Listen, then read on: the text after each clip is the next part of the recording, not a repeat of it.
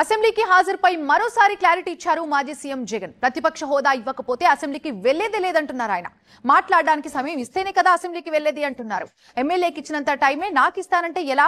అసెంబ్లీలో మైక్ ఇవ్వడం ఇష్టం లేకే హోదా కూడా ఇవ్వట్లేదన్నారు జగన్.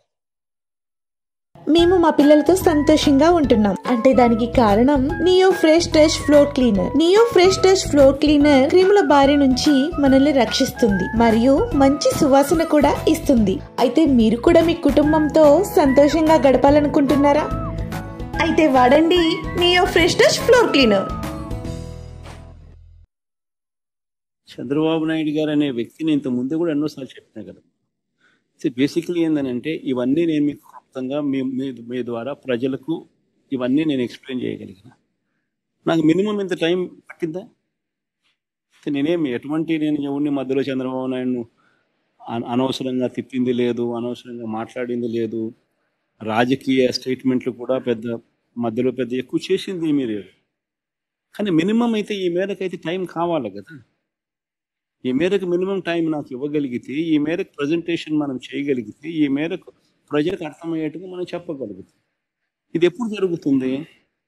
ప్రతిపక్ష నాయకుడి కింద ప్రతిపక్షం అన్నది ఎన్ని సీట్లన్నా ఉండదు, పక్కన పెట్టమ్మా. ఉండేటి రెండు పార్టీలు, ఒకటి అధికార పార్టీ, రెండోది ప్రతిపక్ష పార్టీ. సో ప్రతిపక్ష పార్టీకి యాక్సెప్ట్ చేయడంలా. ఎందుకంటే యాక్సెప్ట్ చేస్తే ప్రతిపక్ష పార్టీకి ఒక నాయకుడు అనేవాడు ఉంటాడు కాబట్టి ఆయన ప్రతిపక్ష నాయకుడిగా యాక్సెప్ట్ చేయాల్సి వస్తుంది. యాక్సెప్ట్ ఒకవేళ చేస్తే నువ్వు చంద్రబాబు నాయుడు గారికి ఎంత మైక్ టైం ఇస్తావో అపోజిషన్ పార్టీ లీడర్కి కూడా అంతే మైక్ టైం ఇవ్వాల్సి వస్తుంది. అది ఇవ్వడం నీకు ఇష్టంలా కాబట్టి నువ్వు యాక్సెప్ట్ చేయడంలా.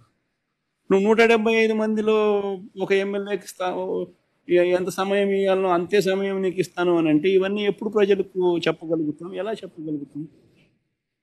చెప్పాలి అని అంటే ప్రజలకు మనం కమ్యూనికేట్ చేయగలగాలి అని అంటే చేసే పరిస్థితి వాళ్ళు క్రియేట్ చేయగలగాలి. అలా చేయడం వాళ్ళకి ఇష్టం లేదు కాబట్టి మీడియా ద్వారా, మీ ద్వారా ప్రజలకు ఈ మెసేజ్లు కమ్యూనికేట్ చేస్తాము.